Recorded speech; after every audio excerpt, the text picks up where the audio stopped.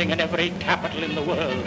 Our young men have marched again to take their place by the side of their blood brothers of the empire, with a clear-eyed facing of the future, with the determination of a united front, which says our country must be saved if it is to remain a habitation of free men. In the hearts of our men and women lies a passion for justice, not a man standing behind machine guns to foist a spurious justice upon the rest of the world. A jealous regard for our rights and privileges, the establishment of the equalities of the individuals, whether they belong to majorities or minorities, for they are the rights of man. I am an old man now, and once again I watch our youth in that new yet age-old struggle to preserve that freedom which is our heritage.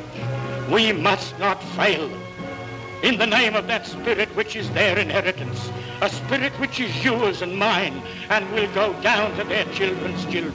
In the name of these men who are risking their lives and all the future holds for them, I ask you to put aside bitterness and enmity, to let the blood of true nationalism run fast in your veins, and by unity and strength of purpose, act so wisely that in peace may come prosperity, honor, and great nationhood to this our land.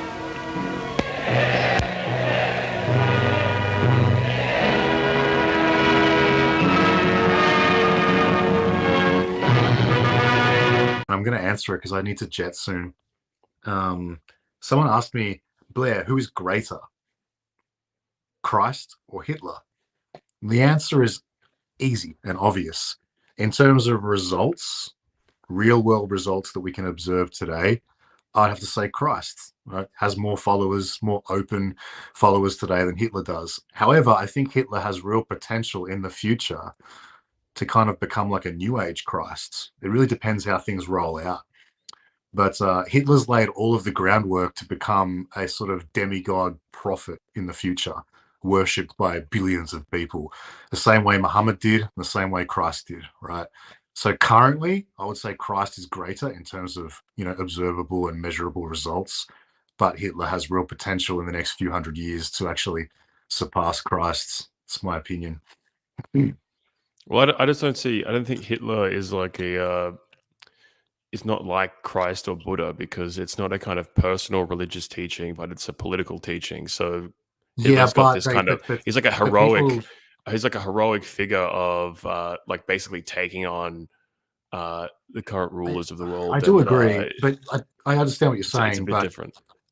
It's a little bit different as things currently stand. But the Muslims argue that Christ never proclaimed himself the Son of God, that people made that up hundreds of years after his death, right? And then called themselves the Christians. And that's largely why the Muslims, it's the main point the Muslims differ on with the Christians, that Christ wasn't the Son of God. That's what the Muslims believe. The Christians believe he was, right?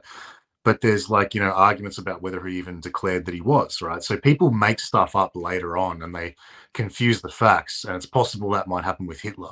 Someone might claim that Hitler was guided by providence. And Hitler alludes to the fact that perhaps he is guided by providence. And he's a big believer in fate. And he mentions God many times in his speeches and writings. Not many times, but enough to sort of, make you wonder. And there's already theories that Hitler might have been helped by aliens or something like that, right? So there's already this otherworldly, kind of mythology surrounding Hitler that could evolve into something else in the future. And that's why I think he could potentially kind of trump Christ on that level. It's a long shot, but yeah, as things stand right now, I'd say Christ is a more powerful figure. Yeah, well, yeah, obviously Christ's spiritual authority is kind of unparalleled in human history, but I don't know if Blair's gone forever or if he's just dropped out here. But there's like a debate that kind of often occurs within nationalist circles where people say, "Oh, you religion first or race first? You got to be race first and put your race before your religion or whatever." This is kind of, I think, based on a fundamental misunderstanding of what it means to be a Christian. What it means to be a Christian isn't to put Christians before non-Christians. That's not a Christian teaching. There's a distinction between having a religious faith and keeping all the sacraments and praying and doing what a Christian is supposed to do, and being part of a political group of fellow Christians and organizing on the basis of your shared religion and preferencing Christians over non-Christians in your dealings with politics. These are not the same thing whatsoever. So if you're a Christian, and I use this example a lot, does that mean that your non-Christian family members, you abscond them and you have nothing to do with them and you don't care about them and you put the other people who go to your church above your own family because they're sharing your religion? No, that would be ridiculous. That's not the teaching. They're still your family, just like your race is still your race. So you still have to put your people first. You still have obligations to your nation, to your race, to your kin, to your family that persist. In fact, they should really, like, if you're really an honorable man, they should be strengthened by religious conviction, not diminished. So it's just based on this false dichotomy. Like, being a Christian doesn't mean you put black Christians before white atheists. Like, that's stupid. Or white pagans or white non-Christians in your everyday dealings, in your social dealings, political dealings.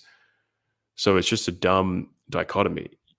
The point, in your spiritual life is about, obviously, mediated through your religion, but in your political life, you have your religious values, in the sense that, if you're a Christian, you're going to be like against abortion, you're going to be against gay marriage, you're going to be, these kind of obvious things that's going to inform your morality. But ultimately, you're a white man and you're being attacked as a white man, and you got to defend yourself as a white man. And that doesn't, being a Christian or not being a Christian doesn't change that fundamental reality. So to me, like, the whole kind of debate is based upon the wrong premises.